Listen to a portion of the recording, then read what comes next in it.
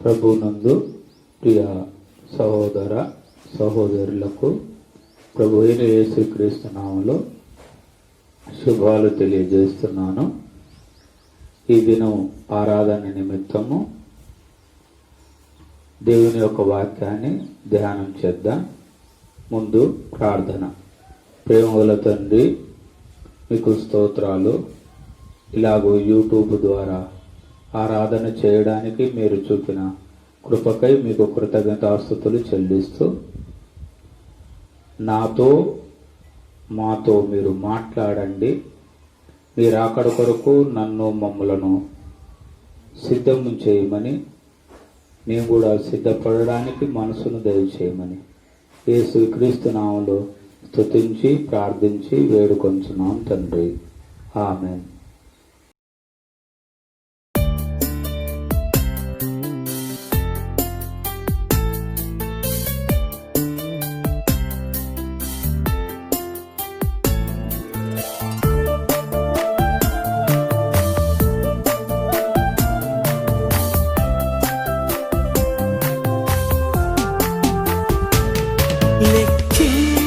లెక్కింపలేని స్తోత్రముల్ దేవా ఎల్లప్పుడూ నే పాడెదన్. లెక్కింపలేని స్తోత్రముల్ దేవా ఎల్లప్పుడూ నే పాడెదన్. ఇంతవరకు నా బ్రతుకులో, ఇంతవరకు నా బ్రతుకులో నీవు చేసిన మేళకై లెక్కింపలేని స్తోత్రముల్ దేవా ఎల్లప్పుడూ నే పాడెదన్. లెక్కింపలేని స్తోత్రముల్ దేవా ఎల్లప్పుడూ నే పాడెదన్.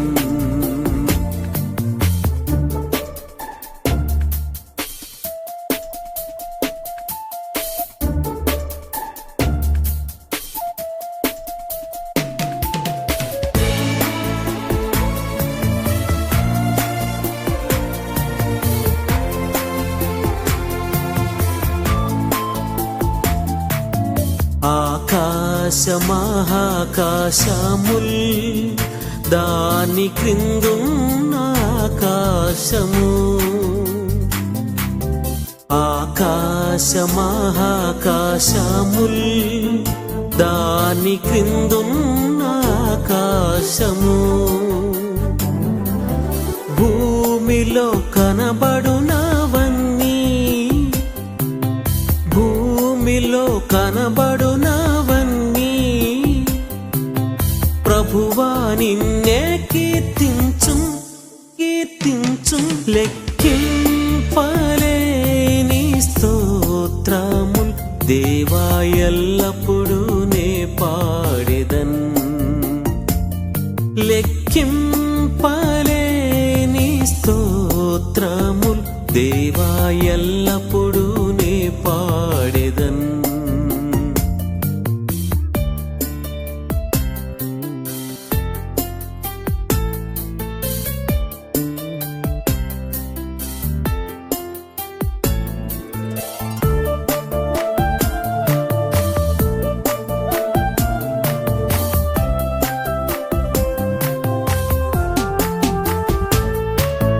అడవిలో నివసించునవన్నీ సుడి గాలియు మంచును,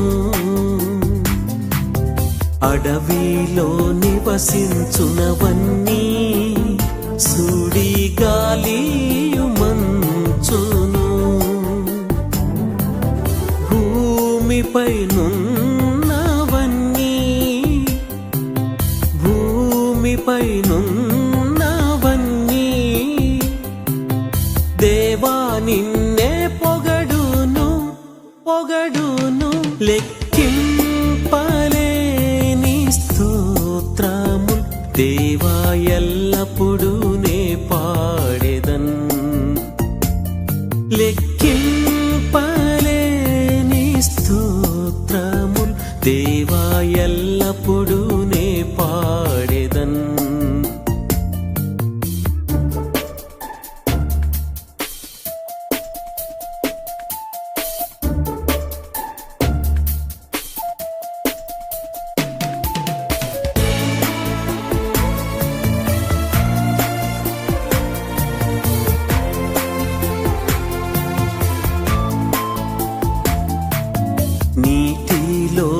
నివసించు ప్రాణుల్ ఈ భువిలోని జీవరాశులు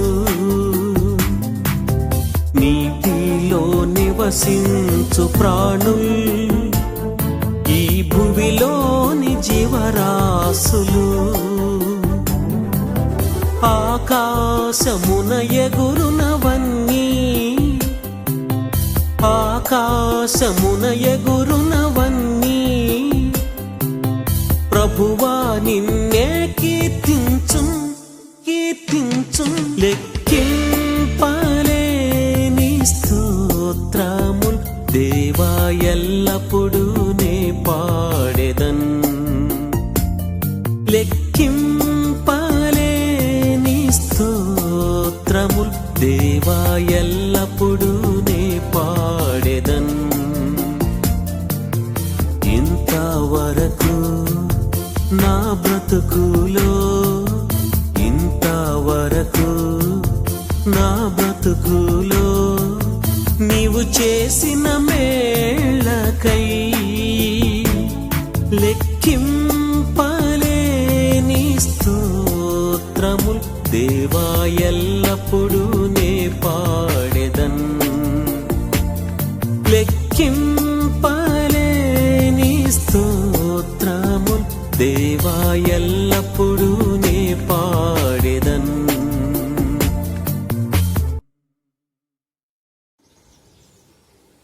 ఆరాధన నిమిత్తం వాక్యాన్ని చూసుకుందాం. 1 పేతురు 2వ అధ్యాయము 9 నుండి 12 వచనాలు. 1 పేతురు 2వ అధ్యాయము 9 నుండి 12. అయితే మీరు చీకటిలో నుండి ఆశ్చర్యకరమైన తన వెలుగులోనికి మిమ్మును పిలిచిన వాని గుణాతిశయమును ప్రచురము చేయబడు నిమిత్తము ప్రచురము చేయు నిమిత్తము ఏర్పరచబడిన వంశమును రాజులైన యాజక సమూహమును పరిశుద్ధ జనమును దేవుని సొత్తైన ప్రజలునై ఉన్నారు.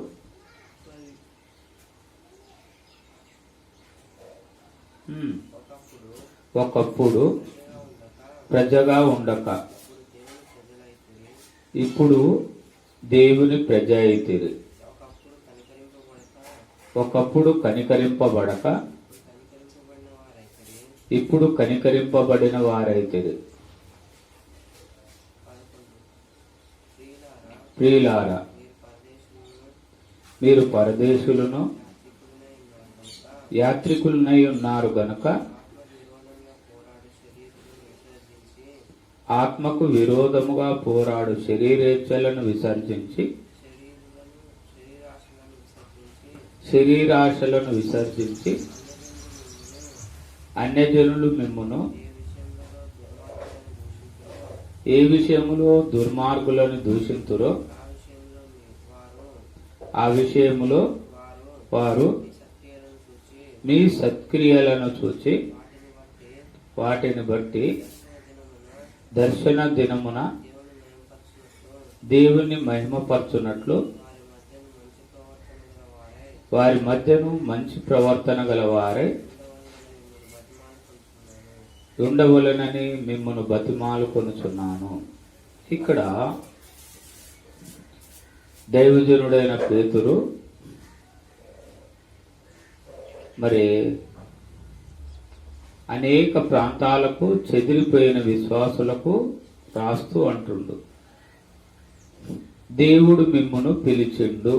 అది చీకట్లో ఉన్న మిమ్ములను దేవుడు తన ఆశ్చర్యకరమైన వెలుగులోనికి ఏమైండు అంటే పిలిచిండు. అది అంటే దేవుడు మిమ్మును పిలిచిండు. దేవుణ్ణి మీరు పిలవలేదు, కానీ దేవుడే మిమ్ములను పిలిచాడు.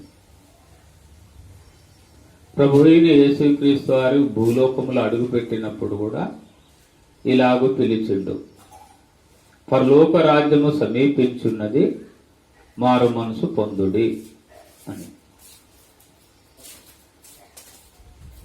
ప్రయాసపడి భారం మోసుకుంటున్న సమస్త జనులారా, నా యొద్దకు రండి, నేను మీకు విశ్రాంతి అనుగ్రహింతును అని పిలిచాడు.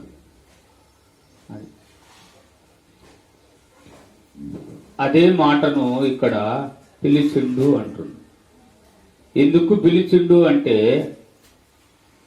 తన ఆశ్చర్యకరమైన వెలుగులో ఉండాలని.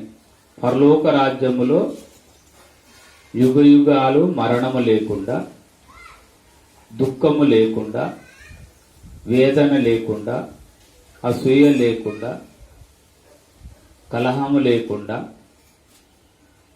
మరి సమాధానంగా, సంతోషముగా, నెమ్మదిగా ఉండాలని ఆశ్చర్యకరమైన వెలుగులోనికి పిలిచిండు. అది చీకట్లో మరి కనికరం ఉండదు. అక్కడ దాహమైతుంది, వేదన, పండ్లు కొరుకుట, ఏడుపు, అగ్ని ఆరదు, పురుగు చావదు. ఒక ధనవంతుడు చీకట్లో పడి అంటుండు, నేను ఈ అగ్ని జ్వాలలో యాతన పడుచున్నానని కేకలు వేసి చెప్పాను. అది చీకట్లో ఉండడము దేవునికి ఇష్టము లేక దేవుడు వెలుగును మరి కమ్మని పలకగా వెలుగు కలిగింది. అందుకొరకే వెలుగుకు పగలని పేరు పెట్టిర్రు, చీకటికి రాత్రి అని పేరు పెట్టిర్రు. ఇది మరి 12 గంటలు ఉండే చీకటి, కానీ అక్కడ పాపములోనే పుట్టి పాపములోనే చనిపోతే, నిత్య నరకానికి పోతే అక్కడ యుగ యుగాలు చీకటి. అది దేవుడు ప్రతి ఒక్కరూ వెలుగులో ఉండాలని ఆయన పిలిచింది. అది దాన్ని బట్టి మత్తయి సువార్త 8వ అధ్యాయము 11వ వచనంలో చూద్దాం. మత్తయి 8, 11, 12. యేసు ఈ మాట విని ఆశ్చర్యపడి వెంట వచ్చు వారిని చూచి, ఇశ్రాయేలీలో ఎవరికైనాను నేనింత విశ్వాసమున్నట్టు చూడలేదని నిశ్చయముగా మీతో చెప్పుచున్నాను. 11. అనేకులు తూర్పు నుండి పడమట నుండి వచ్చి అబ్రహాముతో కూడాను, ఇస్సాకుతో కూడాను, యాకోబుతో కూడాను పరలోక రాజ్యమందు కూర్చుందురు గాని రాజ్య సంబంధులు వెలుపటి చీకటిలోనికి త్రోయబడుదురు. అక్కడ ఏడుపు, పండ్లు కొరుకుటయు ఉండునని మీతో నిశ్చయముగా చెప్పుచున్నాను. చూడండి, ఇక్కడ మనం చూసినప్పుడు ఇక్కడ దేవుని పిలుపును అందుకున్న వారు దేవుని రాజ్యములో దేవునితో, దేవదూతలతో, దేవుని భక్తులతో ఉండిపోతారు. దేవుని పిలుపు అందుకోకుండా అవిధేయత చూపిన వారు చీకట్లో ఏడుపు, పళ్ళు కొరుకుటలో ఉండిపోతారు. అది అందువరకు ఇక్కడ పేతురన్న రాస్తుంది, మీరు ఆశ్చర్యకరమైన వెలుగులో ఉండాలని ఆయన మిమ్మల్ని ఏం చేసిండు అంటే పిలిచిండు. దాన్ని బట్టి మరి పరలోక రాజ్యములో మరి ఎలాగుంటది అంటే చూపిస్తాను. ఎందుకంటే దేవుడు వెలుగై ఉన్నాడు కాబట్టి. ప్రకటన 21వ అధ్యాయము 23. ఆ పట్టణములో ప్రకాశించుటకై సూర్యుడైనను చంద్రుడైనను దానికి అక్కరలేదు, దేవుని మహిమయే దానిలో ప్రకాశించుచున్నది, గొర్రె పిల్లే దానికి దీపం.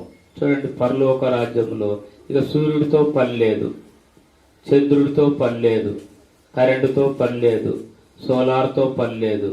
ఎందుకంటే దేవుడే వెలుగై ఉన్నాడు కాబట్టి ఆయన అక్కడ వెలుగుగా ఉంటాడు. ఇదిగో లోక పాపముని మోసుకొని పోవు దేవుని గొర్రెపిల్లే అక్కడ దీపం. అది దాన్ని బట్టి దేవుడు మనని పిలిచిండు, దాన్ని బట్టి దేవుణ్ణి ఆరాధన చేయాలి. తిరిగి రెండోది ఏమిటి అని అంటే ఏర్పరచుకుండు. మనము ఆయనను ఏర్పరచుకోలేదు, కానీ ఆయనే మనని ఏర్పరచుకుండు. ఆకాశం ఆయన సింహాసనం, భూమి ఆయన పాదపీఠం. అలాంటి దేవుడు మనని ఏర్పరచుకుండు. గాలిని పిడికిల్లో పట్టుకునే దేవుడు ఏర్పరచుకుండు. బట్టలు నీళ్లను మూటగట్టగలిగిన దేవుడు ఏర్పరచుకుండు. అరణ్యములో త్రోవను కలగజేయ దేవుడు ఏర్పరచుకుండు. ఎడారిలో నదులు పుట్టించే దేవుడు ఏర్పరచుకుండు. అందుకొరకు యోహాను సువార్త 15వ అధ్యాయము 16వ వచనం.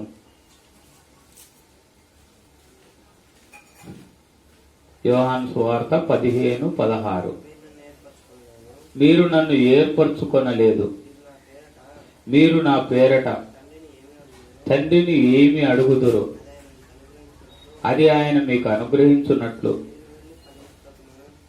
మీరు వెళ్ళి ఫలించుటకును మీ ఫలము నిలిచిండుటకును నేను మిమ్మల్ని ఏర్పరచుకొని నియమించింది. చూసారా, ఏర్పరచుకున్నాడు. ఒకప్పుడు మనం దేవుని ప్రజ కాము, కానీ ఇప్పుడు దేవుని ప్రజ. ఎందుకు? దేవుడు ఏర్పరచుకుండు కాబట్టి. ఒకప్పుడు కనికరింపబడలేదు, కానీ ఇప్పుడు కనికరింపబడ్డాం.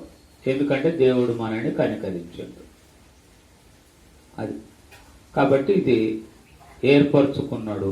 ఎలాంటి వాళ్ళని ఏర్పరచుకుండు మరి ఆయన? 1 కొరింథీ 1వ అధ్యాయము 26 నుండి చూడు.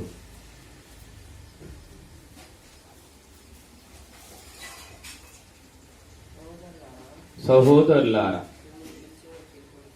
మిమ్మల్ని పిలిచిన పిలుపును చూడుడి.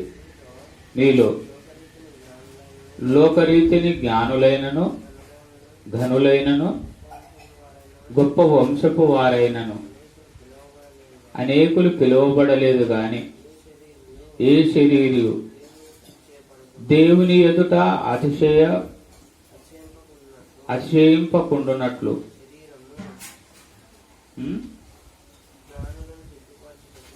జ్ఞానులను సిగ్గుపరచుటకు లోకములో నుండి వెర్రివారిని దేవుడు ఏర్పరచుకొని ఉన్నాడు. బలవంతులైన వారిని సిగ్గుపరచుటకు లోకంలో బలహీనులైన వారిని దేవుడు ఏర్పరచుకొని ఉన్నాడు. ఎన్నికైన వారిని వ్యర్థము చేయుటకు లోకములో నీచులైన వారిని, తృణీకరింపబడిన వారిని, ఎన్నిక లేని వారిని దేవుడు ఏర్పరచుకొని ఉన్నాడు. అయితే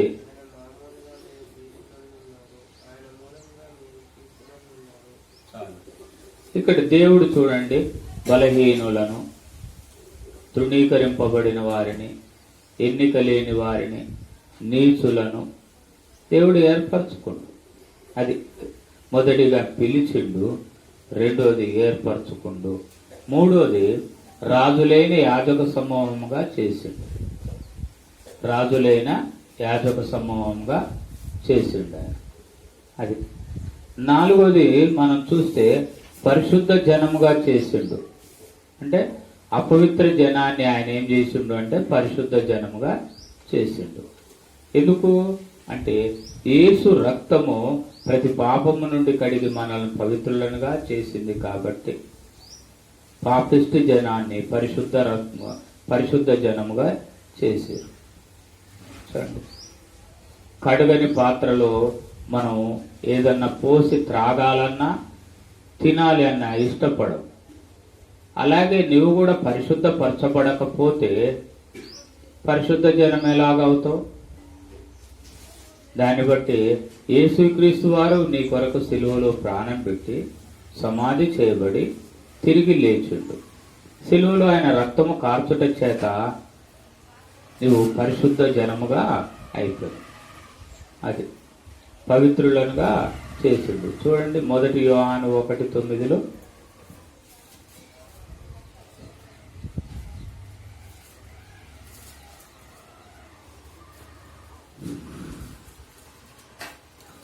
మొదటి పేతురు క్షమించండి 1 యోహాను 1:9.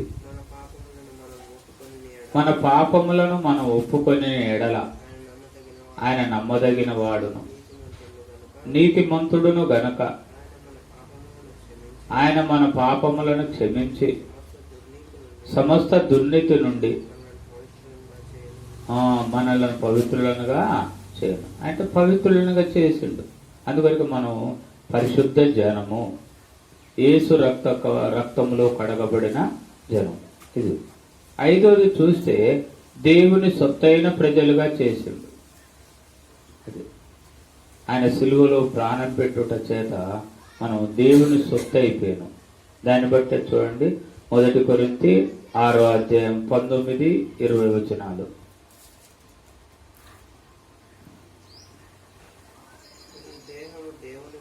మీ దేహము దేవుని వలన మీకు అనుగ్రహింపబడి మీలోనున్న పరిశుద్ధాత్మకు ఆలయమై ఉన్నదని మీరు ఎరగరా?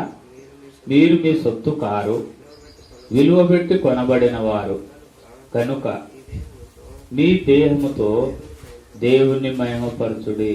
మీరు మీ సొత్తు కారు.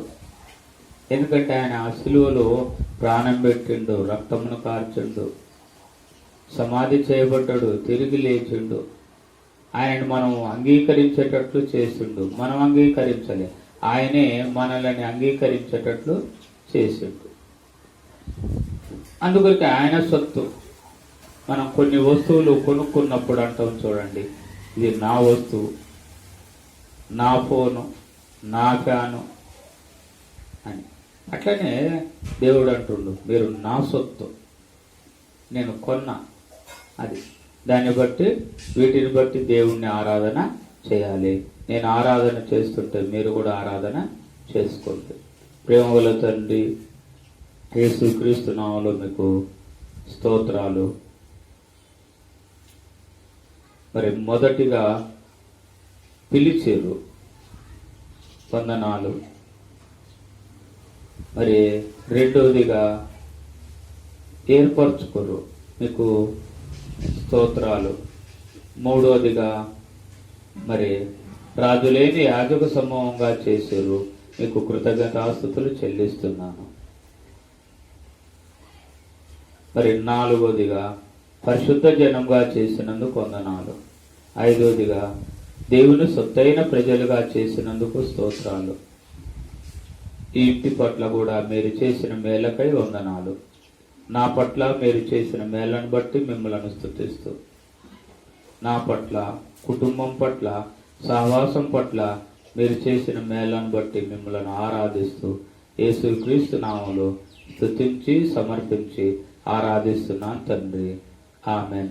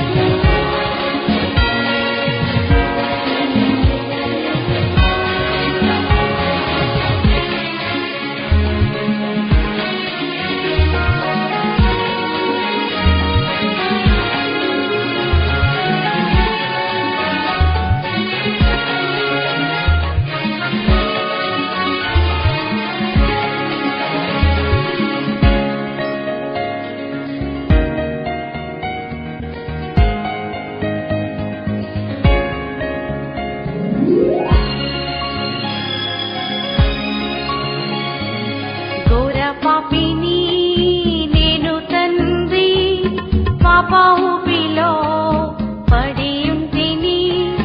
లేవనెత్తుము, శుద్ధి చేయుము, పొందనిమ్ము నీదు ఆత్మను. లేవనెత్తుము, శుద్ధి చేయుము, పొందనిమ్ము నీదు ఆత్మను. నీ చేతితో నన్ను పట్టుకో, నీ ఆత్మతో నన్ను నడుపు. శిల్పి చేతిలో శిలను నేను, అనుక్షణము నన్ను చెక్కుము. శిల్పి చేతిలో శిలను నేను, అనుక్షణము నన్ను చెక్కుము.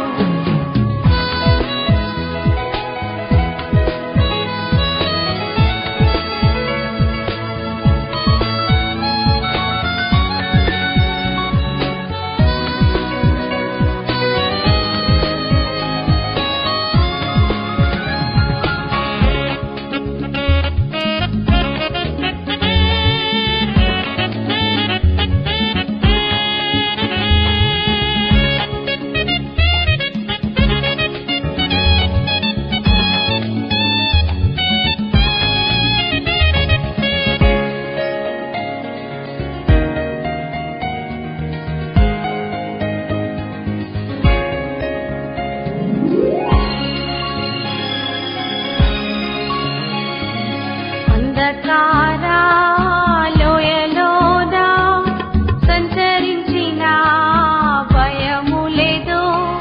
నీ వాక్యము శక్తి గలది, అది నాకు నిత్య వెలుగు. నీ వాక్యము శక్తి గలది, అది నాకు నిత్య వెలుగు. నీ చేతితో నన్ను పట్టుకో, నీ ఆత్మతో నన్ను నడుపు. శిల్పి చేతిలో శిలను నేను, అనుక్షణము నన్ను చెక్కుము. శిల్పి చేతిలో శిలను నేను, అనుక్షణము నన్ను చెక్కుము.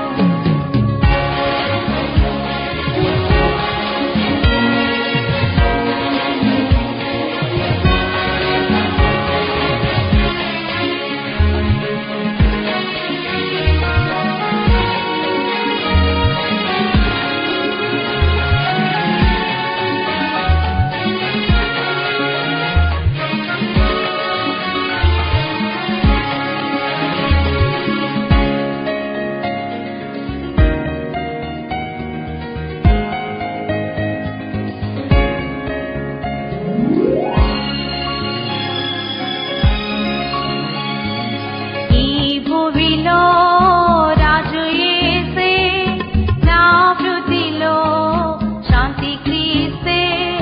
కుమ్మరించుము నీదు ఆత్మను, జీవితాంతము నీ సేవ చేతును. కుమ్మరించుము నీదు ఆత్మను, జీవితాంతము నీ సేవ చేతును. నీ చేతితో నన్ను పట్టుకో, నీ ఆత్మతో నన్ను నడుపు. శిల్పి చేతిలో శిలను నేను, అనుక్షణము నన్ను చెక్కుము. శిల్పి చేతిలో శిలను నేను, అనుక్షణము నన్ను చెక్కుము.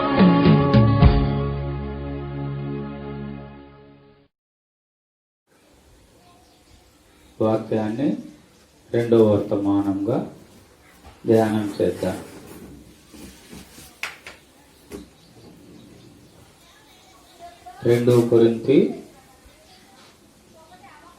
కొరింథీయులకు రాసిన రెండవ పత్రిక 6వ అధ్యాయము 14 నుండి చివరి వచనం వరకు.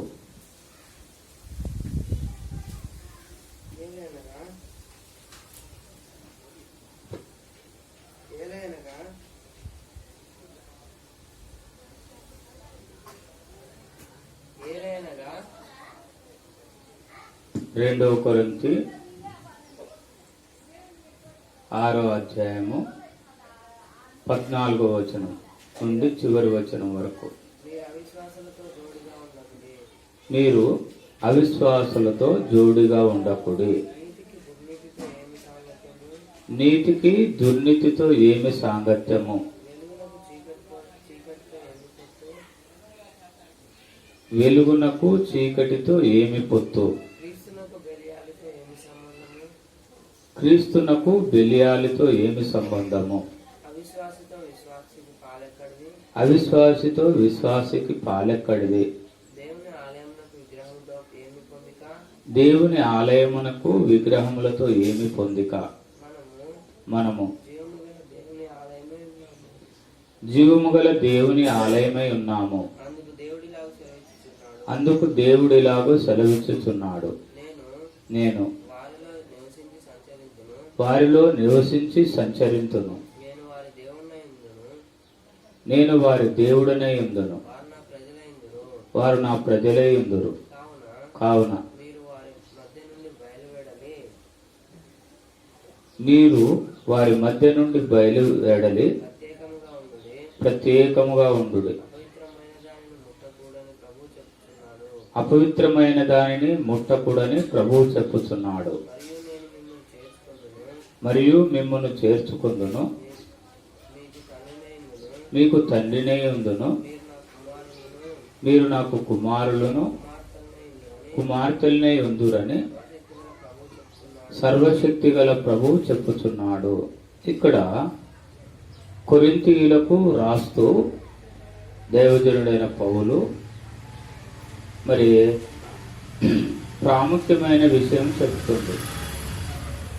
ఏమిటి ప్రాముఖ్యమైన విషయము అంటే అవిశ్వాసులతో జోడిగా ఉండకూడదు.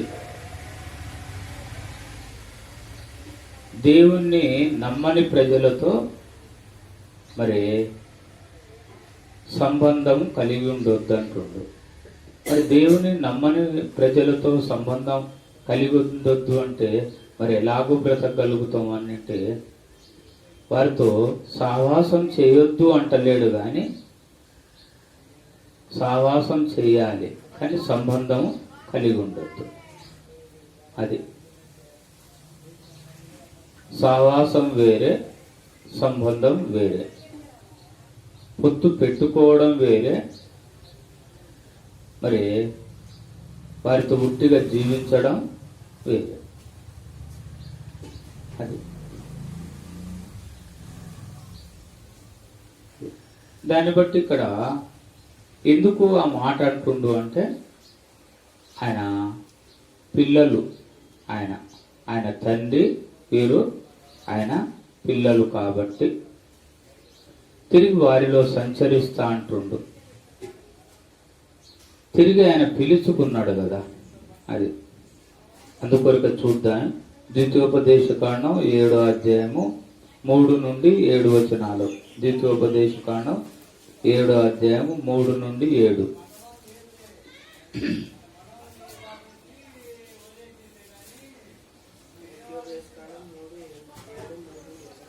7వ అధ్యాయము 3 నుండి 7. నీవు వారితో వియ్యమందకూడదు, వాని కుమార్తెకును నీ కుమారుణ్ణి ఇయ్యకూడదు, వాని కుమారునికి నీ కుమార్తెని ఇయ్యకూడదు, నీ కుమారునికి వాని కుమార్తెను పుచ్చుకొనకూడదు. నన్ను అనుసరింపకుండా ఇతర దేవతలను పూజించున్నట్లు నీ కుమారుణ్ణి వారు మళ్లించుదురు. అందును బట్టి యెహోవా కోపాగ్ని నీ మీద రగులుకొని ఆయన త్వరగా నిన్ను నశింపజేయును. కావున మీరు వారికి చేయవలసినదేమనగా వారి బలిపీఠములను పడదోసి వారి విగ్రహములను పగలగొట్టి ఉమ్? వారి దేవతా స్తంభములను నరికివేసి వారి దేవతా స్తంభములను నరికివేసి వారి ప్రతిమలను అగ్నితో కాల్చవలెను. వారి ప్రతిమలను అగ్నితో కాల్చవలను. 6. నీవు నీ దేవుడైన నీవు నీ దేవుడైన యెహోవాకు యెహోవాకు ప్రతిష్ఠిత జనము. ప్రతిష్ఠిత జనము. నీ దేవుడైన యెహోవా నీ దేవుడైన యెహోవా భూమి మీదనున్న సమస్త జనముల భూమి మీదనున్న సమస్త జనముల కంటే కంటే నిన్ను ఎక్కువగా ఎంచి నిన్ను ఎక్కువగా ఎంచి నిన్ను తనకు స్వకీయ జనముగా ఏర్పరచుకొనెను. ఇక్కడ చూస్తే ధర్మశాస్త్రములో మోషే ద్వారా తెలియజేయబడినది ఏమంటుండు అంటే ఏంటిది సంబంధము అని అంటే వారితో బియ్యం అందొద్దు అంటుంది. మీ కొడుకును వారి అమ్మాయికి ఇవ్వద్దు, అమ్మాయిని వాళ్ళ కొడుకుకు ఇవ్వద్దు. చూడండి, ఎందుకంటే దేవుడు నువ్వు తక్కువ జనమైనప్పటికీ దేవుడు నిన్నేం చేసిండంటే ఏర్పరచుకోండి. ఒక డాక్టర్ దగ్గరికి వెళ్ళినప్పుడు రోగము నిర్ధారణ చేసి అంటాడు వీటిని తినొద్దు, వీటిని తినవచ్చు అని. ఎందుకు అలాగో చెప్తాడు అంటే నీ రోగం బాగు కావాలి అంటే ఇవి తినొద్దు, నీ రోగం బాగు కావాలంటే ఇవి తినొచ్చు. అది నీ మేలు కొరకే కానీ నీ కీడు కొరకు మాత్రం కాదు. కాబట్టి ఇక్కడ కూడా దేవుడు అదే అంటుండు, అవిశ్వాసులతో జోడిగా ఉండొద్దు అని ఎందుకు అంటుండంటే నీకు మేలు చేయడానికి ఆయన ఏర్పరచుకున్నాడు కాబట్టి. అది సరే, 1 పేతురులోనికి వెళ్తే అక్కడ కూడా చూద్దాం. 2వ అధ్యాయము 9 నుండి 12.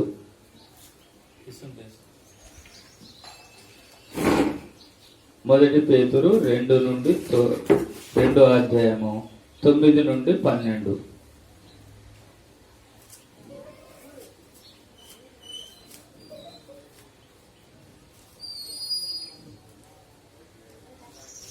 అయితే మీరు చీకటిలో నుండి అయితే మీరు చీకటిలో నుండి ఆశ్చర్యకరమైన తన వెలుగులోనికి మిమ్మును పిలిచిన వాని గుణాతిశయమును ప్రచురం చేయు నిమిత్తము ఏర్పరచబడిన వంశమును రాజులైన యాజక సమూహమును పరిశుద్ధ జనమును దేవుని సొత్తైన ప్రజలునై ఉన్నారు. ఒకప్పుడు ప్రజగా ఉండక ఇప్పుడు దేవుని ప్రజ అయితిరి. ఒకప్పుడు కనికరింపబడక ఇప్పుడు కనికరింపబడిన వారైతిరి. ప్రియులారా, మీరు పరదేశులను యాత్రికులనై ఉన్నారు గనుక ఆత్మకు విరోధముగా పోరాడు శరీరాశలను విసర్జించి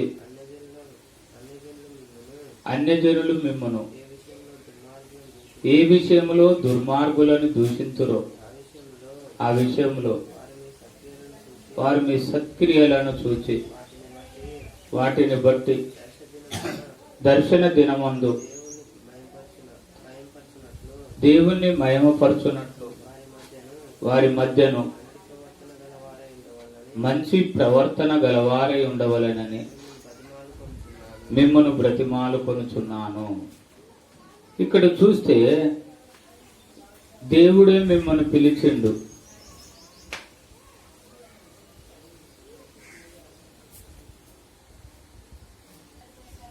సరే, ఇక్కడ ఒకప్పుడు ప్రజ కాము కానీ దేవుడు తన ప్రజగా చేసిండు.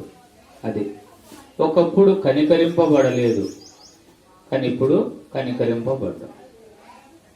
దాన్ని బట్టి మనము అవిశ్వాసులతో సంబంధం అనేది కలిగి ఉండకూడదు. చూద్దాం మరి. యోహాను సువార్త 17వ అధ్యాయము 6 నుండి 9.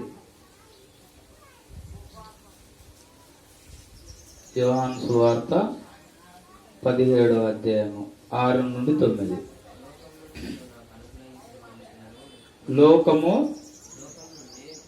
లోకము నుండి నీవు నాకు అనుగ్రహించిన మనుషులకు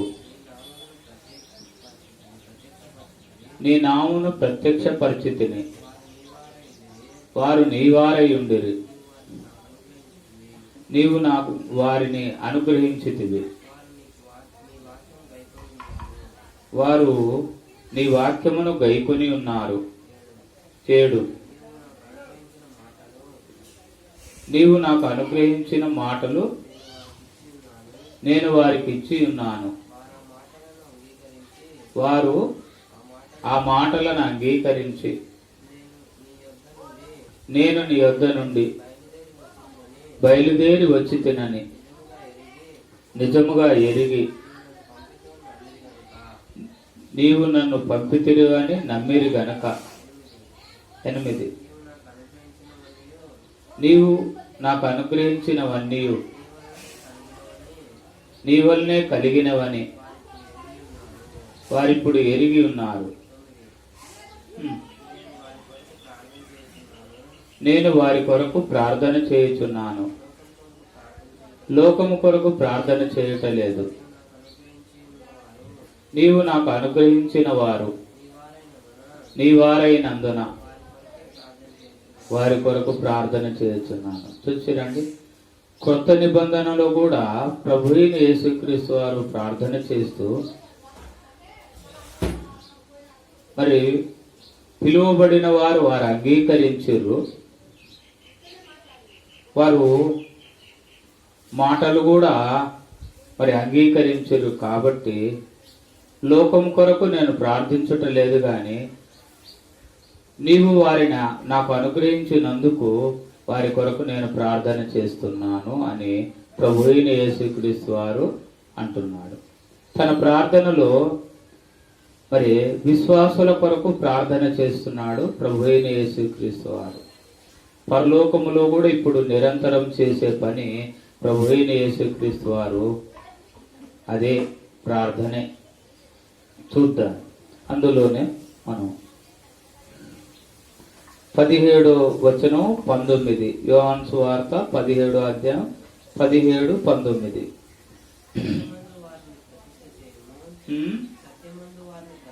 సత్యమందు వారిని ప్రతిష్ఠ చేయము, నీ వాక్యమే సత్యము.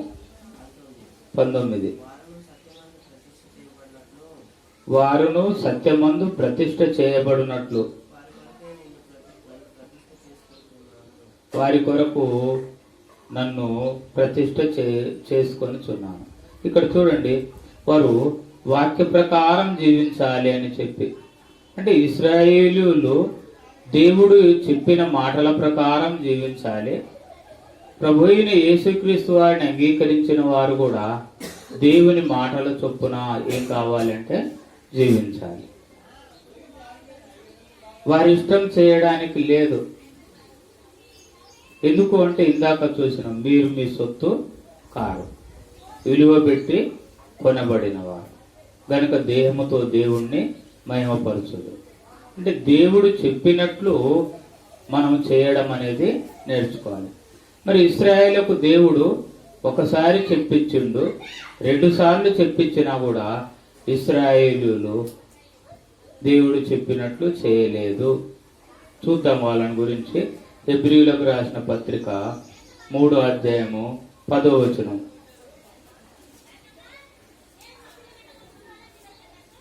నా తల్లి గమనిస్తూ చదువు.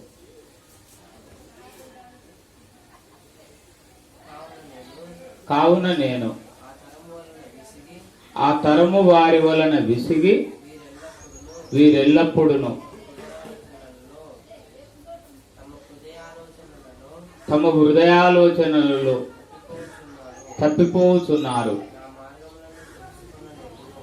నా మార్గములను తెలుసుకొనలేదు. చూడండి, ఇక్కడ చూస్తే 10వ వచనంలో దేవుని మార్గాలు తెలుసుకోలేదు ఇశ్రాయేలీయులు. ఇప్పుడు కూడా దేవుడు పిలిచిన వారు, దేవుడు ఏర్పరచుకున్న వారు, రాజులైన యాజక సమూహమైన వారు, పరిశుద్ధ జనమైన వారు, దేవుని సొత్తైన ప్రజలైన వారు కూడా దేవుని మార్గాలను తెలుసుకుంటలేరు. దేవునికి కోపం తెప్పించేటట్లు ప్రవర్తిస్తున్నారు. చూడండి, దేవుని ఆలోచనల కొరకు కనిపెట్టట్లేరు. దేవుడు మాత్రం అంటుండు, నీవు నడవవలసిన మార్గం నీకు బోధించదను, నీ మీద దృష్టి ఉంచి నీకు ఆలోచన చెప్పేదను అంటుండు. కానీ వారు దేవుని మార్గాలను తెలుసుకోలేదు. ఒకవేళ దేవుణ్ణి అంగీకరించును అని అన్న వారిని అడగండి, దేవుని మార్గాలు ఎంతవరకు తెలుసుకున్నాం అంటే మాకేమీ తెలియదు. ఇంకా ఆలు దిద్దే వారి దగ్గరనే ఉన్నాం. కానీ 10వ తరగతి చదివి పాస్ అయ్యే వారిగా లేము. ఉద్యోగము మరి వస్తే ఉద్యోగం చేసే రీతిలో మేము సిద్ధపడి లేము అని అంటాం. దాన్ని బట్టి ఇక్కడ దేవుని మార్గాలు వాళ్ళు తెలుసుకోకపోవటను బట్టి ఏం జరిగిందంటే దేవుని కోపం వారి మీద రగిలిపోయింది. వారు విసిగిరు, దేవుని కోపం రగిలింది. అందుకొరకు దేవుడు 11వ వచనంలో ఏమంటుండు? హెబ్రీ 3:11, గనుక నేను కోపముతో ప్రమాణం చేసినట్లు నా విశ్రాంతిలో ప్రవేశింపరని చెప్పి తిని. చూచిరండి, దేవుని విశ్రాంతిలోనికి ప్రవేశింపని వారిగా దేవుని కోపానికి వారేమయ్యారు అంటే గురి అయిపోయారు. అది అందుకొరకే మనని కూడా దేవుడు ఏర్పరచుకున్నాడు కాబట్టి మనం దేవుని కోపానికి గురి కావద్దు, దేవుని విసిగించొద్దు, దేవుణ్ణి బాధ పెట్టొద్దు. అందుకొరకే లేఖనం సెలవిస్తుంది, మీరు అవిశ్వాసులతో జోడుగా ఉండకూడి అని. అందుకొరకే అక్కడనే చెప్పిండు, అజ్ఞానంగా ఎక్కడ ప్రవర్తిస్తారో అని చెప్పి వాళ్ళకు బుద్ధి కలగడానికి ద్వితీయోపదేశ కాండములోనే చెప్పిండు. ద్వితీయోపదేశ కాండం 22వ అధ్యాయం 10వ వచనం చూడండి. ద్వితీయోపదేశ కాండం 22వ అధ్యాయం 10వ వచనం.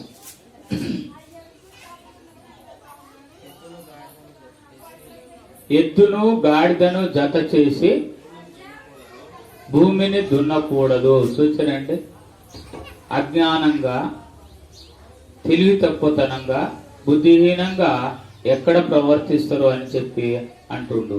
ఎద్దు గాడిదను జత చేసి దున్నొద్దు. ఎద్దుకు ఎద్దే ఉండాలి, గాడిదకు గాడిద. అందుకొరకు చూడండి, మనం పల్లెలలో చూస్తుంటే అర్థమవుతుంటుంది. బర్రెలెమ్మటి బర్రెలు వెళ్ళిపోతూ ఉంటాయి, ఎద్దులెమ్మటి ఎద్దులు, మేకలెమ్మటి మేకలు, గొర్రెలెమ్మటి గొర్రెలు. కానీ మరి దేవుని ప్రజలు కూడా దేవునితో సంబంధం కలిగి ఉండాలి, దేవుని పిల్లలతో సంబంధం కలిగి ఉండాలి. అందుకొరకు వివాహ విషయంలో కూడా దేవుని పిల్లలు దేవుని పిల్లలని ఏం చేయాలంటే వివాహం ఆడాలి. దేవుణ్ణి అంగీకరించని వారిని, దేవుణ్ణి నమ్మని వారిని, దేవుణ్ణి నమ్మిన పిల్లలు వివాహం చేసుకోవచ్చా అంటే చేసుకోకూడదు. అందుకొరకు ద్వితీయోపదేశ కాండంలో ఖచ్చితంగా చెప్పిండు, వియ్యం ఆడకూడదు. ఈ విషయంలో చాలా మంది తప్పు చేస్తారు. మరి మేము ఎలాగో విడిచిపెట్టగలుగుతామంటే, మరి ప్రభువైన యేసుక్రీస్తు వారు మరి నిన్ను తన రాజ్యములోనికి చేర్చుకోవడానికి ఆయన మరి దేవునితో సమానముగా ఉండుట విడిచిపెట్టకూడని భాగ్యమని ఎంచుకోనలేదు. అంటే పరలోకాన్ని, నేను పరలోకపు వైభవాన్ని, పరలోకపు తండ్రిని అంత విడిచిపెట్టి వచ్చి నిన్ను పిలిచి నేను ఏర్పరచుకున్నా. సరే, ఇక్కడ చూస్తే మరి ఆయన పరలోకం ఎప్పుడు ఉండేది, ఆయన విడిచిపెట్టింది. భూలోకము ఉండనిది, ఇది శాశ్వతం కాదు.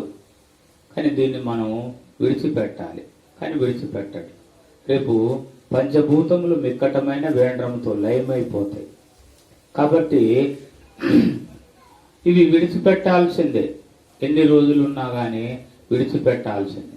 కానీ విడిచిపెట్టవలసినవి మనం విడిచిపెట్టలేకపోతున్నాం. కాబట్టి విడిచిపెట్టుట మంచిది. సరే, ఇక్కడ మనం చూస్తే మరి అవిశ్వాసులతో విశ్వాసులు వివాహ విషయంలో ఒక నిర్ణయాన్ని తీసుకోవాలి. ఏంటి అంటే దేవుణ్ణి నమ్మని ప్రజలతో దేవుణ్ణి నమ్మిన ప్రజలు వివాహము చేసుకొనకూడదు. అందువరకు ద్వితీయోపదేశ కాండంలో బియ్యం అందకూడదు అని. మరి ఇక్కడ కూడా మరి కొరత నిబంధనలో కూడా అన్నాడు, చూపిస్తా. 1 కొరింథీ 7:39. 1 కొరింథీ 7:39. భార్య తన భర్త బ్రతికున్నంత కాలము బద్ధురాలయుండును. భర్త మృతి పొందిన ఎడల ఆమెకు ఇష్టమైన వారిని పెళ్లి చేసుకొనుటకు స్వతంత్రురాలై ఉండును గాని ప్రభునందు మాత్రమే పెళ్లి చేసుకొనవలెను. చూచారండి, ప్రభువునందే, ప్రభువుకు వేరుగా కాదు. లేఖనం సెలవిచ్చింది, నాకు వేరుగా ఉండి మీరేమియో చేయలేరు. అది కాబట్టి ఇక్కడ మనం చూసినప్పుడు ప్రభువునందే వివాహము చేసుకోవాలి. అది తర్వాత చూద్దాం. హెజ్రా 9:1-2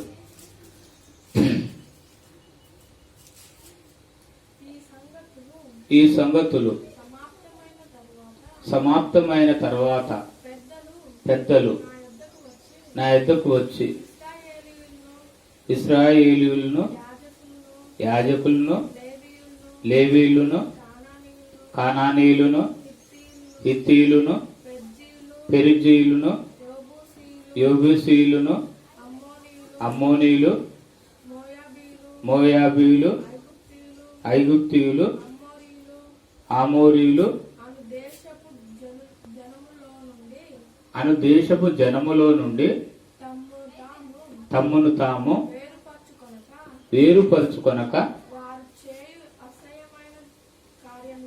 వారు చేయు అసహ్యమైన కార్యములను తామే చేయొచ్చు వారి కుమార్తెలను పెళ్లి చేసుకొనుచు తమ కుమారులకును తీసుకొనుచు పరిశుద్ధ సంతతిగా ఉండవలసిన తాము ఆ దేశపు జనులతో కలుసుకొనిన వారని. చూసారండి, ఇశ్రాయేలుకు దేవుడు చెప్పిండు కానీ వాళ్ళు చేయలే. వద్దు అన్న పని ఖచ్చితంగా చేశారు. దేవునికి కోపం రేపారు, దేవుని బాధ పెట్టారు, దేవుని కృపను పోగొట్టుకోరు. చూసారా, వాళ్ళు తక్కువలు కాదు, మళ్ళా పెద్దలు. చూడండి, అంటే దేవుని మార్గాలను తెలుసుకోలేదు, వాళ్ళు చేయను లేదు. చూద్దాం ఇంకా నెహెమ్యా గ్రంథం 13:23-27. ఆ దినములలో అష్టోదు, అమ్మోను, మోయాబు సంబంధులైన స్త్రీలను వివాహము చేసుకొనిన కొందరు యూదులు నాకు కనబడిరి. వారి కుమారులలో సగం మంది అష్టోదు భాష మాట్లాడువారు, ఆయా భాషలు మాట్లాడువారు గాని యూదుల భాష ఎవరికి రాదు. అంతటా నేను వారితో వాదించి వారిని శపించి కొందరిని కొట్టి వారి తల వెంట్రుకలు పెరికివేసి మీరు వారి కుమారులకు మీ కుమార్తెలను ఇయ్యకయు మీ కుమారులకైనను మీకైనను వారి కుమార్తెలను పుచ్చుకొనకయు ఉండవలెనని వారి చేత దేవుని పేరట ప్రమాణం చేయించి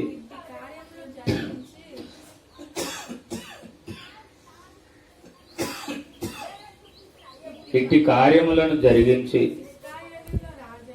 ఇశ్రాయేలుల రాజైన సొలొమోను పాపం చేయలేదా? అనేక జనములలో అతని వంటి రాజు లేకపోయినను అతడు తన దేవుని చేత ప్రేమింపబడిన వాడే ఇశ్రాయేలందరి మీద రాజుగా నియమింపబడినను అన్య స్త్రీలు అతని చేత సహా పాపము చేయించలేదా?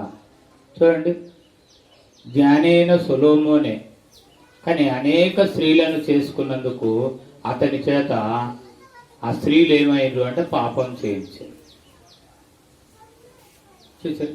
కాబట్టి మనం ఆలోచించుకోవాలి. ఇశ్రాయేలీయులు అలాగూ చేయొద్దు అని ద్వితోపదేశ కాండంలో రాసినప్పటికీ వాళ్ళు మళ్ళా అలాగే చేశారు. కాబట్టి మనం మాత్రం అలాగూ చేయకూడదు. మరి ఎట్లా మరి అంటే ప్రభువునందే చేయాలి. మరి వాళ్ళు కూడా రక్షణ పొందాలి కదా. మరి ఎలాగూ అనంటే వారు రక్షణ పొందాలి అంటే వారితో సహవాసం చేయొచ్చు కానీ వారి క్రియలు చేయకూడదు.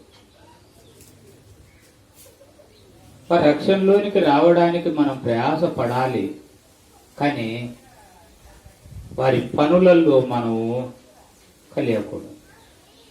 అది అందువరకు ఇశ్రాయేల్ గురించి చూద్దాం. కీర్తన 106, 34, 35. కీర్తన 106, 34, 35. యెహోవా వారికి ఆజ్ఞాపించినట్లు వారు అన్యజనులను నాశనము చేయకపోయిరి. అన్యజనులతో సహవాసం చేసి వారి క్రియలు నేర్చుకొనిరి. చూచారండి, వారితో సహవాసం చేసి వారిది నేర్చుకుని కానీ వీరు వారికి ఏమైనా నేర్పిరంటే లేదు. ప్రత్యేకంగా ఉండండి, నేను సంచారం చేస్తా, వీళ్ళు నివసిస్తా అని దేవుడు చెప్పినప్పటికీ వారు చేయలే. కానీ పౌలు అలాగూ లేడు. అనేకులు రక్షణ కొరకు పౌలు ఏం చేసిండో చూద్దామే. మరి 1 కొరింథీ 9వ అధ్యాయం 19 నుండి 23. 1 కొరింథీ 9వ అధ్యాయం 19 నుండి 23. 19 అని చెప్పు. నేను అందరి విషయము స్వతంత్రుడనై ఉన్నాను. ఎక్కువ మందిని సంపాదించుకొనుటకై అందరికీ నన్ను నేను దాసునిగా చేసుకొంటిని. 20. యూదులను సంపాదించుకొనుటకు యూదులకు యూదుని వలె ఉంటిని. ధర్మశాస్త్రమునకు లోబడిన వారిని సంపాదించుకొనుటకై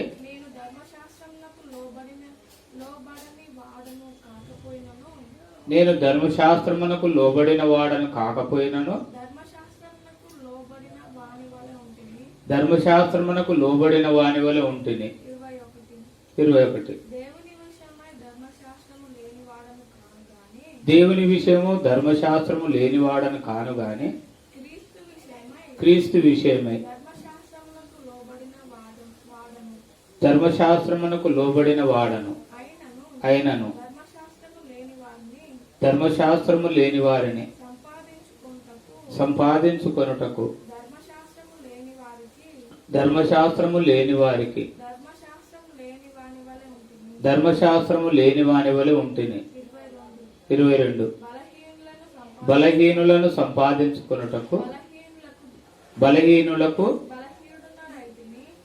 బలహీనుడనైతిని. ఏ విధము చేతనైనను కొందరిని రక్షింపవలెనని అందరికి అన్ని విధముల వాడనే ఉన్నాను. చూచిరండి. 23. మరియు నేను సువార్తలో వారితో పాలివాడనగుటకై దాని కొరకే సమస్తమును చేదు. అంటే వారితో నేను కలుస్తున్నా వారిని సంపాదించుకోవడానికి, కానీ వారి క్రియలు మాత్రం నేను చేయట్లేదు. చూడండి, అంటే దేవునికి మహిమ తెచ్చే రీతిగా తను ప్రవర్తిస్తుండు. దేవునికి కోపం తెచ్చే రీతిగా, దేవుణ్ణి బాధ పెట్టే రీతిగా, దేవుణ్ణి వేదన పెట్టే రీతిగా ఆయన చేస్తున్నా అంటే చేయట్లేదు. అందుకొరకు ఇక్కడ దేవుడు అంటుండు, మీరు అవిశ్వాసులతో జోడుగా ఉండకుడి. కాబట్టి ఒక దృఢ నిశ్చయం చేసుకోవాలి. మరి సరే, ఇక్కడ పౌలు చూస్తే అందరి రక్షణ కొరకు ఆయన పడిండు. అందుకొరకు అన్ని విధాలవా అంటుండు. కాబట్టి మనం కూడా అనేకుల రక్షణ కొరకు మనం ప్రయాసపడాలి. అది కాబట్టి గుర్తుంచుకోండి. సమయంలో మరి ప్రార్థన. ప్రేమగల తండ్రి, నీ మాటలు వినే కృపించినందుకు వందనాలు.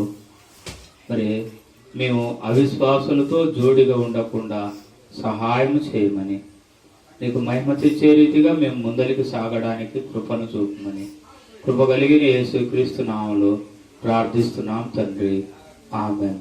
తండ్రి అయిన దేవుని ప్రేమ, కుమారుడైన యేసుక్రీస్తు వారి కృప, పరిశుద్ధాత్మన్యోన సహవాసం ఇక్కడ చేరిన వారికి, లోకములో ఉన్న సకల పరిశుద్ధులకు సదాకాలం తోడయుండి నడిపించునుగాక. ఆమేన్. ప్రైజ్ ది లార్డ్ అందరికీ. Praise the